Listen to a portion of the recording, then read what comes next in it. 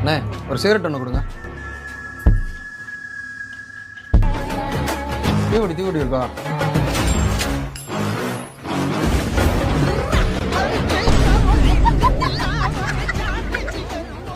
அண்ணே அவன் என் கூட பிறந்த அண்ணனே, அவனுக்கு எந்த பழக்கமே கிடையாது, பாக்கு கூட போட மாட்டானே. இப்போ மட்டும் நான் சிகரெட் அடிச்சு தெரிஞ்சுன்னு வச்சுக்கோங்க, மனசு உடஞ்சிருவானே. அது மட்டும் இல்லைண்ணே, எங்க அப்பாட்ட சொல்லி கொடுத்து அடி வாங்க விட்டுருவானே. எப்படியாவது கொஞ்சம் அவனை மேனேஜ் பண்ணி அனுப்புங்கண்ணே. நான் பார்த்துட்டு அண்ணே ஒரு ஃபில்டர் பாக்கெட் ஒன்று கொடுங்க.